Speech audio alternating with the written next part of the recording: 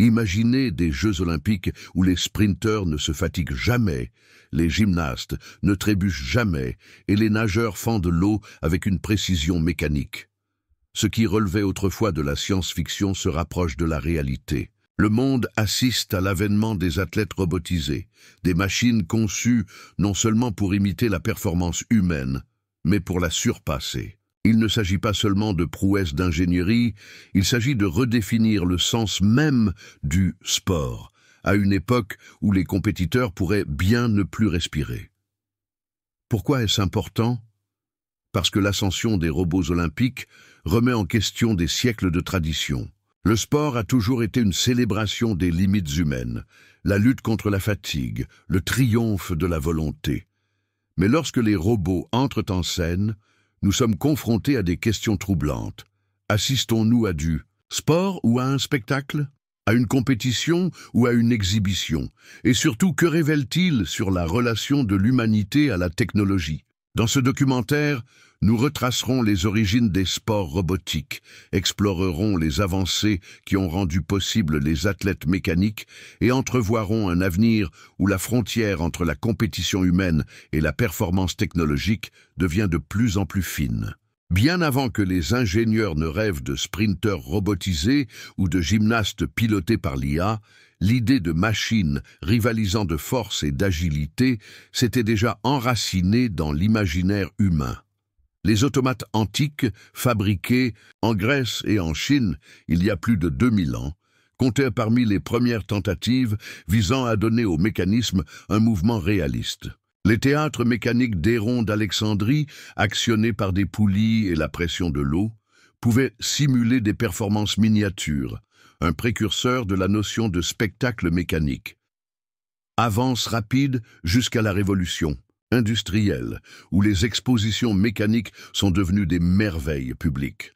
Des automates joueurs d'échecs comme le Turc ont captivé le public au XVIIIe et XIXe siècle, bien qu'ils dissimulent souvent des opérateurs humains à l'intérieur. Ces créations n'étaient pas de véritables athlètes, mais elles ont créé un précédent. Le public était fasciné par des machines capables de rivaliser avec l'habileté humaine. Le XXe siècle a apporté un nouveau champ des possibles. Les marionnettes karakuri japonaises, capables de servir le thé ou de tirer des flèches, ont inspiré des générations de roboticiens qui ont commencé à envisager les machines humanoïdes comme bien plus que de simples nouveautés. Parallèlement, les compétitions sportives elles-mêmes étaient en pleine mutation.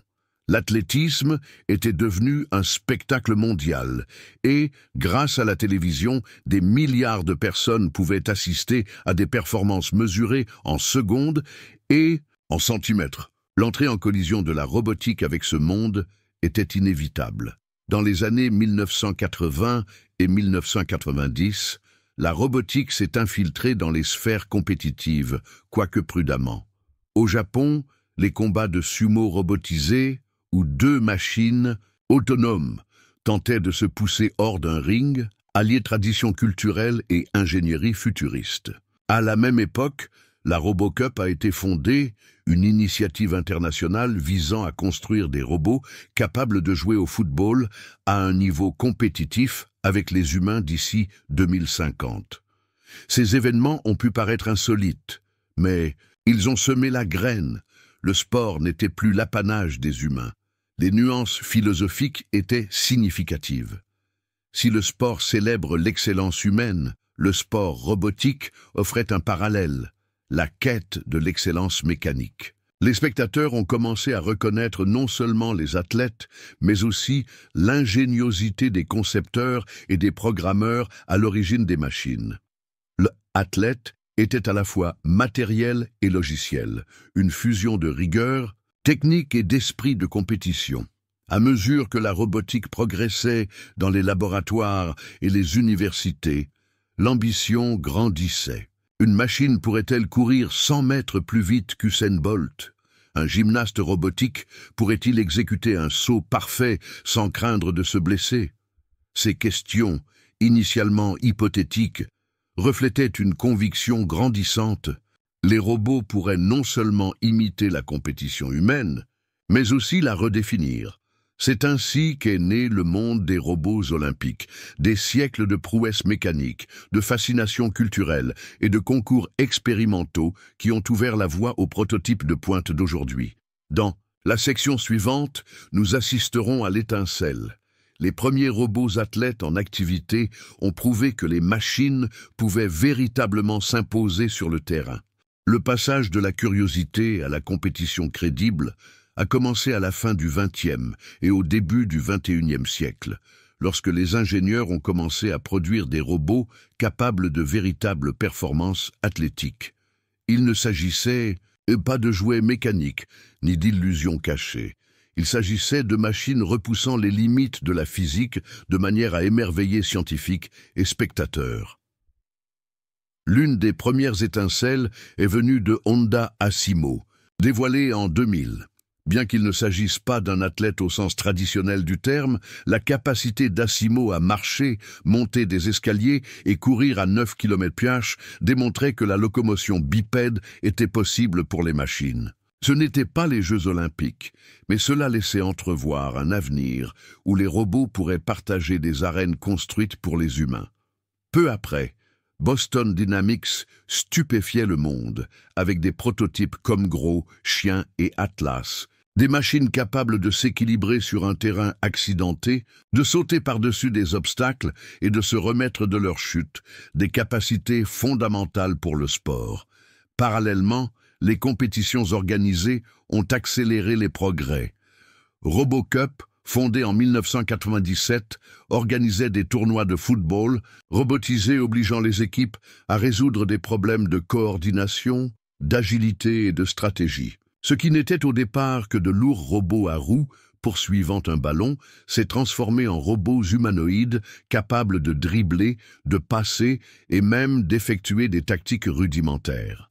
Dans les années 2010, l'objectif de la RoboCup, de constituer une équipe de robots capables de vaincre les champions humains de la Coupe du Monde, ne semblait plus absurde.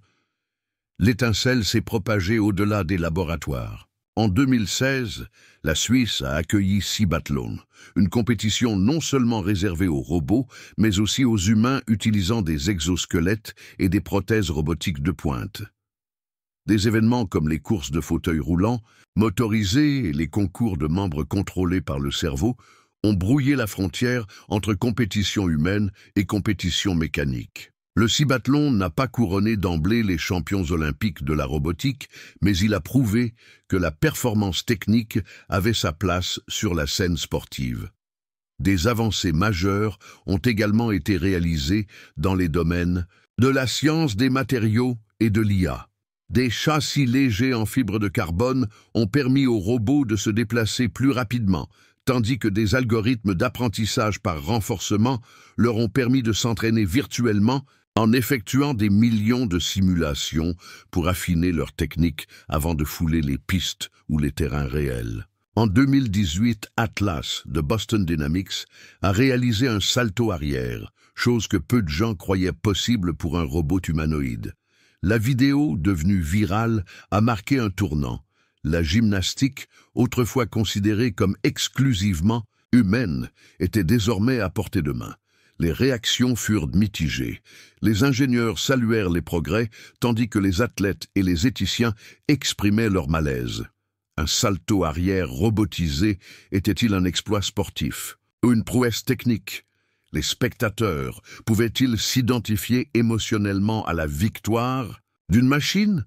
Ces questions restaient en suspens, mais les prototypes prouvèrent une chose incontestable. Les athlètes robotiques n'étaient plus une idée spéculative. Ils étaient physiquement réels et progressaient rapidement. Cette première étincelle a posé les bases de tout ce qui a suivi. Les prototypes des années 2000 et 2010 ont prouvé leur efficacité. Les années 2020 et suivantes allaient révéler la rapidité avec laquelle les machines pouvaient non seulement reproduire le mouvement humain, mais aussi remettre en question la définition même de l'exploit sportif. L'ascension des robots olympiques n'est pas une découverte unique, mais une évolution progressive, construite décennie après décennie, à mesure que les machines passaient du stade de prototype rigide à celui d'appareils agiles capables de rivaliser avec les athlètes humains. Pour comprendre cette ascension, il faut retracer les étapes qui ont transformé la robotique, autrefois simple innovation, en véritable concurrent sérieux sur la scène sportive. Le début des années 2000 a été dominé par Honda Asimo et Sony Kuerio, tous deux présentant des robots humanoïdes capables de marcher, de faire des gestes et de courir sur de courtes distances. Bien que limités, ils ont démontré que la robotique pouvait répondre à l'exigence la plus fondamentale du sport, des mouvements fiables et répétables. Parallèlement, les tournois RoboCup ont gagné en popularité, obligeant les ingénieurs à affiner les algorithmes pour le travail d'équipe, le contrôle du ballon et la prise de décision en temps réel. Boston Dynamics a redéfini les attentes avec des robots comme Atlas, qui ont appris à courir, à sauter et finalement à faire des saltos arrière. Les vidéos virales de ces prouesses ont captivé l'imagination du public, propulsant les performances robotiques hors des laboratoires vers le grand public. Parallèlement, les compétitions se sont diversifiées. La RoboCup a ajouté des catégories humanoïdes et le Japon a popularisé le sumo robotisé, où de puissantes machines se bousculaient et se débattaient dans des combats rapides. La robotique commençait à fusionner avec les traditions sportives et culturelles. Cette décennie a marqué un véritable tournant.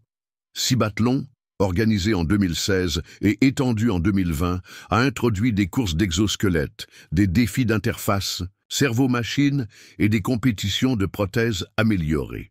Ici, l'augmentation robotique ne remplaçait pas les humains, mais les autonomisait, créant des cyberathlètes hybrides.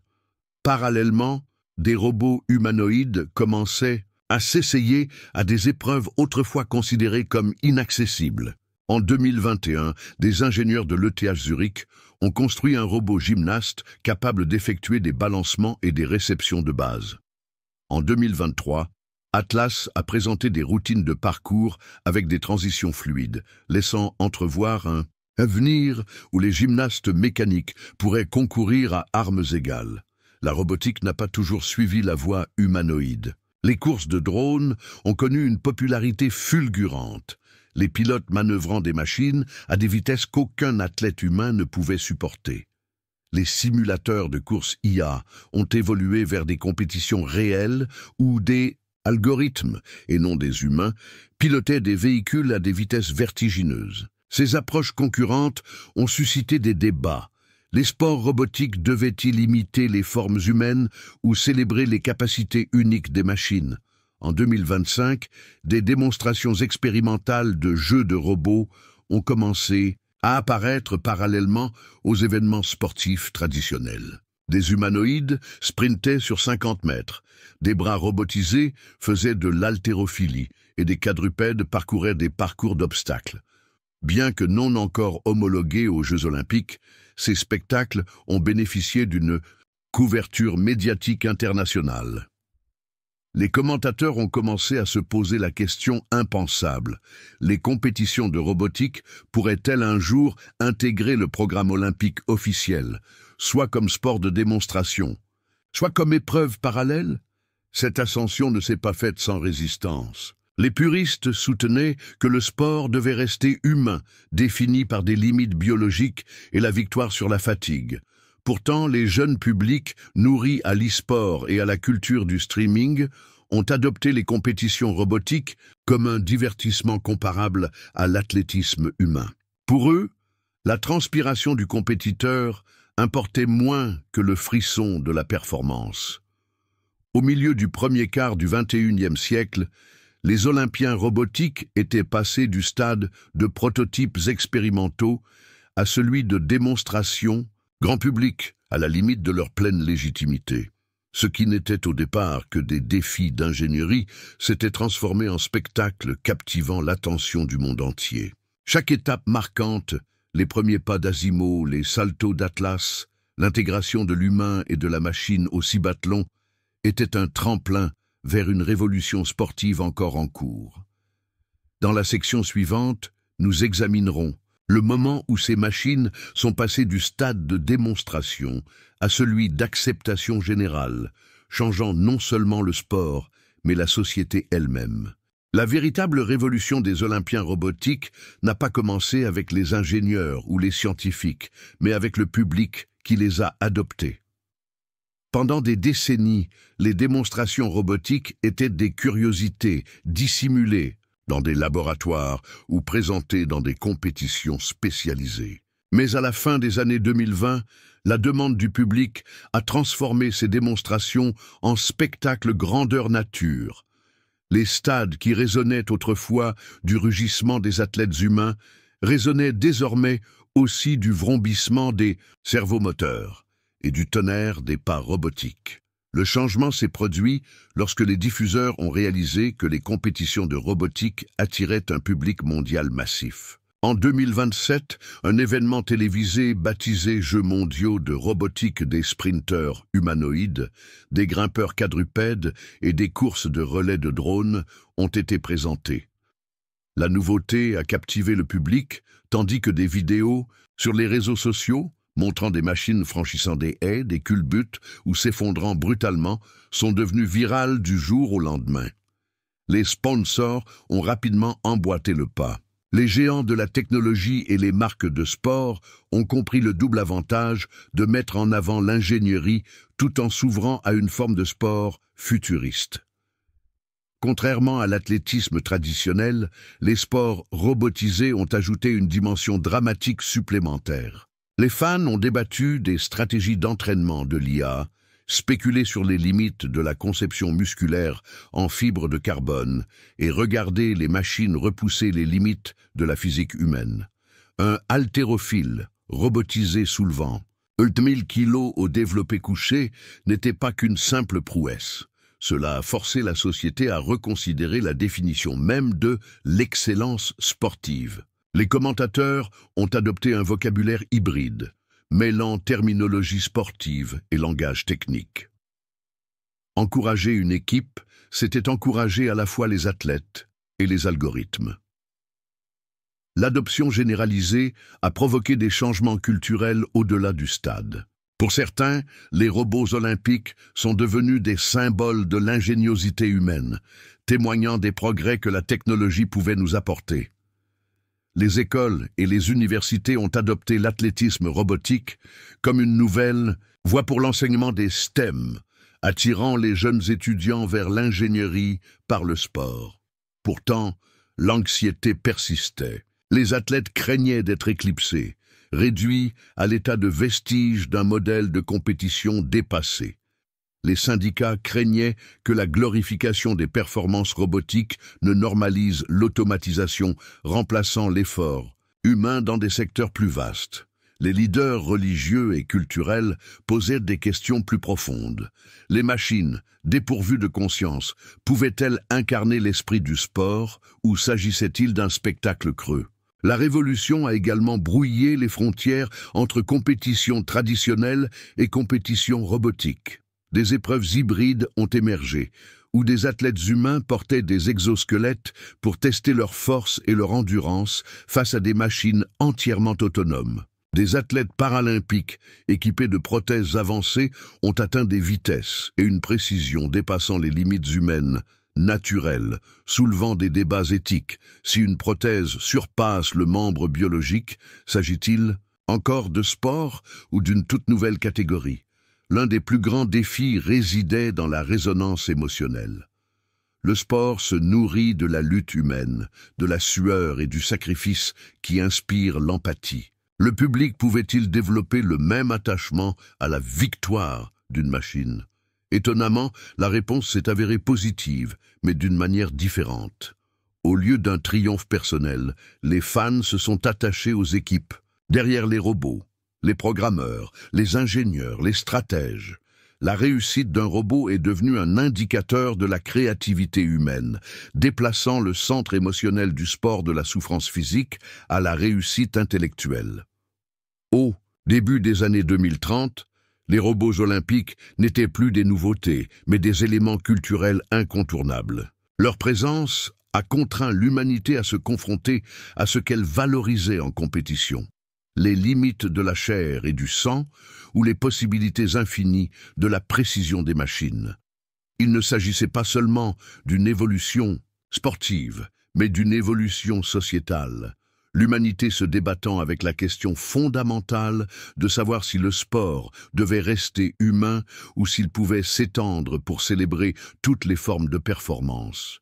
L'ascension des robots olympiques, malgré son spectacle éblouissant, a suscité certains des débats les plus acharnés de l'histoire du sport moderne.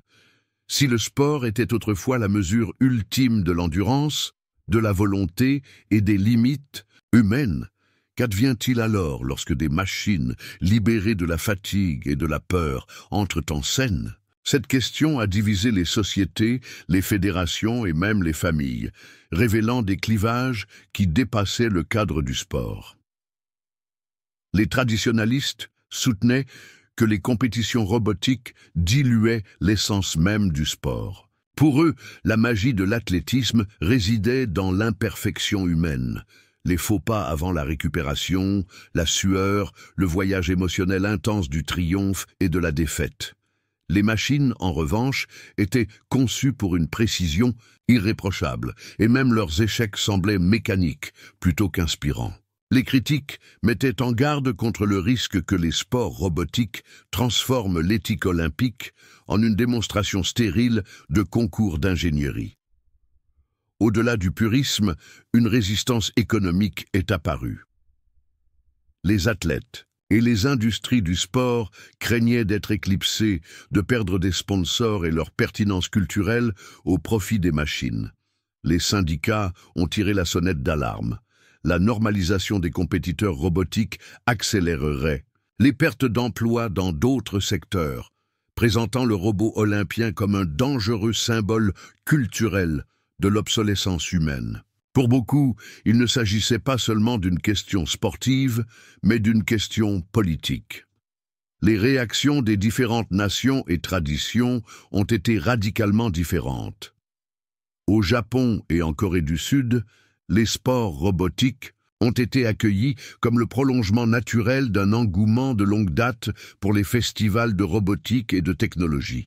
En Europe, en revanche, des débats houleux ont eu lieu au sein des parlements sur l'opportunité de financer les compétitions robotiques, tandis que certains chefs religieux du monde entier les ont condamnés, les qualifiant de parodie de l'esprit humain. Ce clivage a révélé un fossé philosophique plus profond.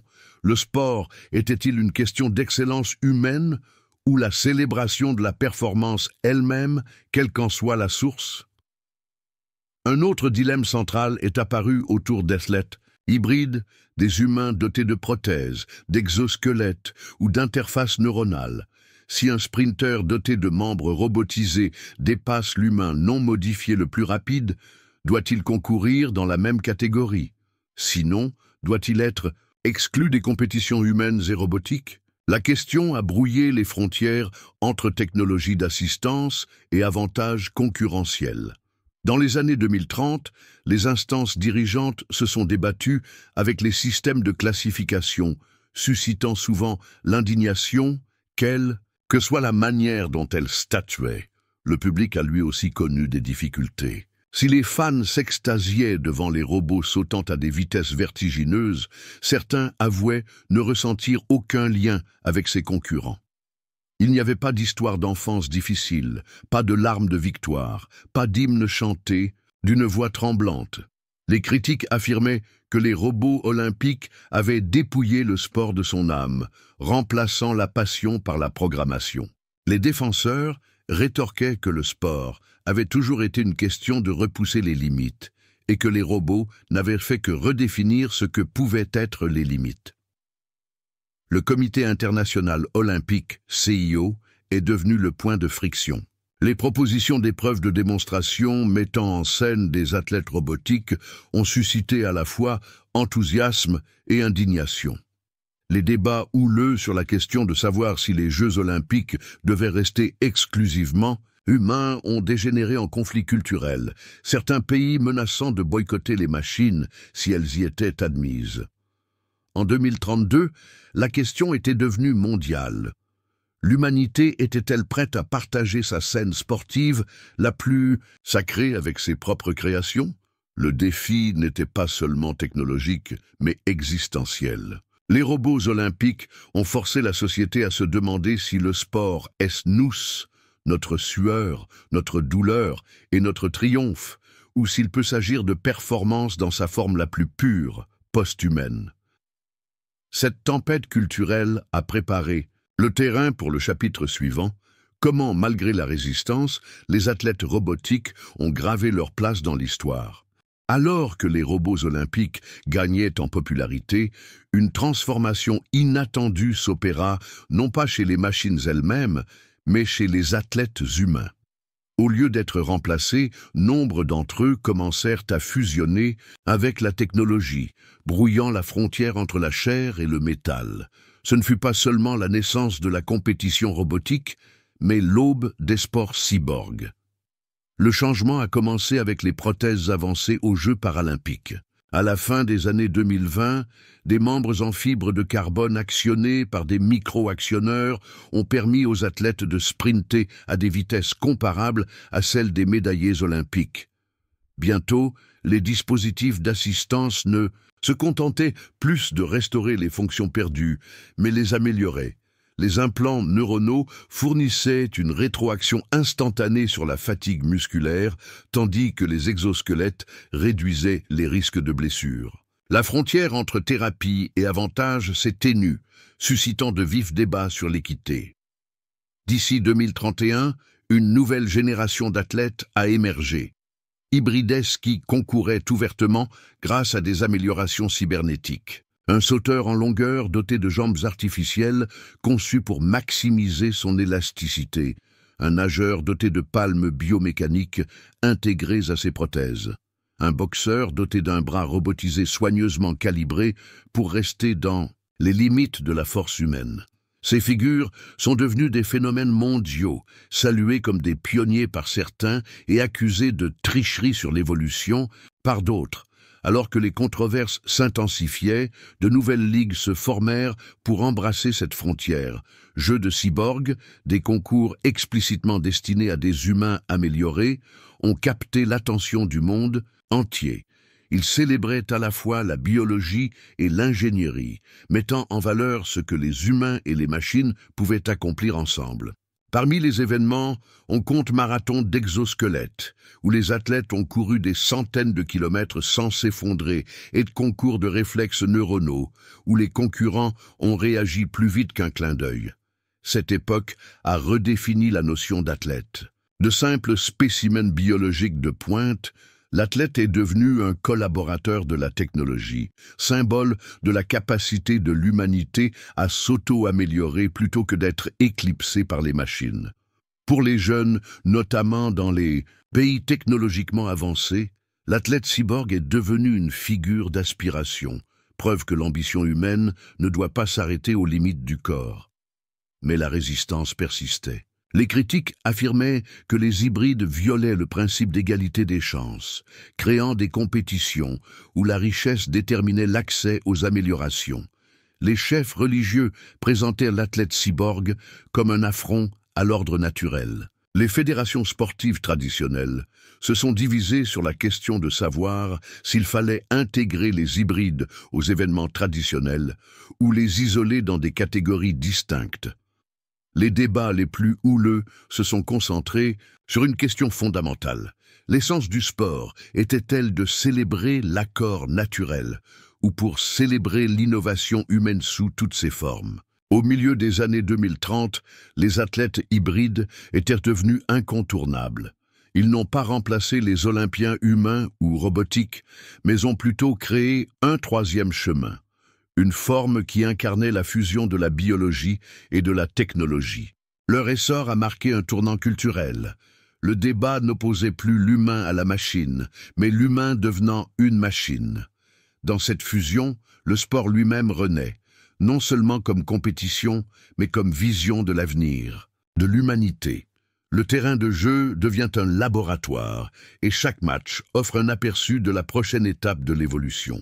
À la fin des années 2030, les Olympiens robotisés et les athlètes hybrides n'étaient de plus des nouveautés. Ils étaient devenus incontournables du paysage sportif mondial. Leur présence a remodelé non seulement les compétitions, mais aussi la manière dont l'humanité envisageait l'excellence physique, l'identité et le sens du sport.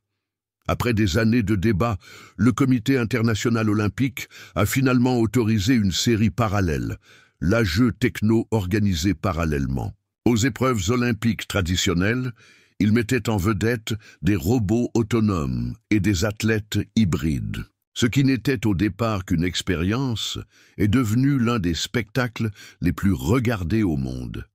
Le spectacle de machines franchissant des obstacles impossibles et de sprinteurs cyborgs, atteignant des vitesses autrefois considérées comme inaccessibles, a créé une atmosphère d'émerveillement et de controverse qui a attiré des milliards de téléspectateurs à travers le monde. Les athlètes robotiques olympiques ont obligé la société à repenser la définition de la réussite. Il ne suffisait plus de se demander à quelle vitesse un humain peut-il courir. La question est devenue jusqu'où l'ingéniosité humaine peut-elle repousser les limites de la performance? Pour beaucoup, les victoires des athlètes robotiques sont devenues des symboles non pas de la domination mécanique, mais de la créativité humaine. Chaque robot qui établissait un record témoignait également de la contribution des ingénieurs, des programmeurs et des concepteurs qui l'avaient créé. Le sport a toujours été le reflet des sociétés qui le créent. Au XXe siècle, les Jeux olympiques symbolisaient les rivalités de la guerre froide. Au XXIe siècle, les Olympiens robotisés sont devenus le symbole de l'ère de l'intelligence artificielle, de l'automatisation et de l'identité post-humaine. Les nations ont commencé à démontrer leur puissance technologique à travers le sport robotique, considérant les victoires non pas comme des triomphes sportifs, mais comme des déclarations de suprématie scientifique.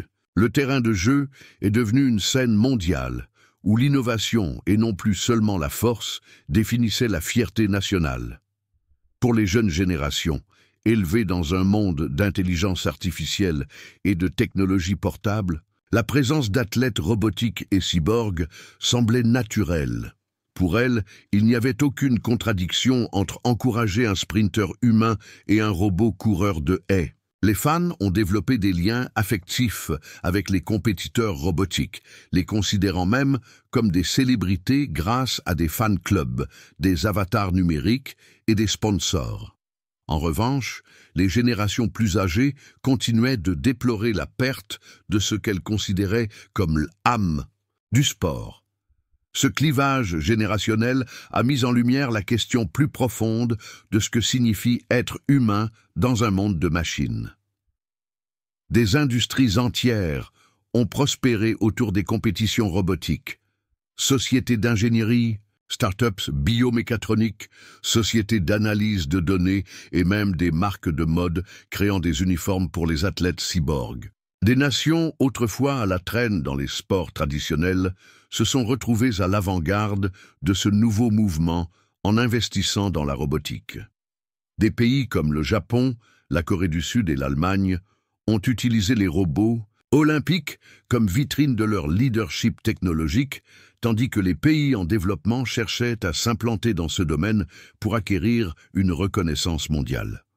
Au milieu du XXIe siècle, les distinctions autrefois nettes entre sport humain, sport robotique et du sport hybride se sont estompées. Athlètes, machines et spectateurs se sont adaptés à une nouvelle réalité où toutes les formes de performance étaient reconnues et célébrées. L'essence du sport est passée de la simple question de savoir qui était le plus fort ou le plus rapide en termes purement humains à celle de savoir qui pouvait repousser les limites du possible. Par le corps, la machine ou la fusion des deux. L'avènement des robots olympiques a laissé un héritage bien au-delà des stades. Il a révolutionné l'éducation, inspirant des générations d'étudiants à se lancer dans l'ingénierie et la biomécanique. Il a transformé la culture mondiale, plaçant la question de la coexistence homme-machine au cœur du quotidien. Et il a redéfini l'identité elle-même, démontrant que l'esprit de compétition n'était pas limité par la biologie, mais par l'imagination. Au final, les Olympiens robotisés n'ont pas effacé l'histoire humaine du sport. Au contraire, ils l'ont enrichie, écrivant un nouveau chapitre qui parlait non seulement de l'athlétisme, mais aussi de ce que signifie être humain, à une époque où les frontières de l'humain sont en perpétuel mouvement. De leur début controversé à leur place durable dans la culture mondiale, les robots olympiques ont tracé une voie qui a transformé non seulement le sport, mais aussi l'identité même de l'humanité. Ce qui n'était au départ qu'une expérience d'ingénierie est devenu un mouvement mondial qui nous a poussés à nous interroger. Que signifie réellement être compétitif ? Ils ont remis en question nos définitions de l'équité, testé les limites de la technologie et brouillé la frontière entre humains et machines. Pour certains, ils étaient des symboles d'innovation, la preuve que notre créativité est sans limite. Pour d'autres, ils étaient un avertissement, un rappel qu'en poursuivant le progrès, nous risquons de perdre l'essence même de ce qui fait notre humanité. Pourtant, une vérité est indéniable. Les Olympiens robotiques n'ont pas mis fin au sport, ils l'ont développé. Ils ont montré que la compétition peut évoluer, que les records ne sont pas des limites, mais des tremplins, et que l'identité elle-même est dynamique, capable de transformation. Alors que nous nous tournons vers l'avenir, l'héritage des robots olympiques nous pousse à la réflexion. Si l'arène est le lieu où l'humanité se mesure, alors l'essor des robots et des hybrides n'est pas une trahison, c'est le prochain test. Non seulement de force ou de vitesse, mais aussi de sagesse. Pouvons-nous honorer la tradition tout en acceptant le changement? Pouvons-nous célébrer la technologie sans la laisser anéantir l'âme du sport? L'histoire des Olympiens robotiques ne se résume pas au sport. Elle nous concerne tous, à l'aube d'une nouvelle ère. Et comme le montre l'histoire, l'avenir appartient à ceux qui osent franchir le pas. La question demeure donc, lorsque les prochains Jeux commenceront et que les lumières du stade s'allumeront, encouragerez-vous l'humain, la machine ou la fusion des deux?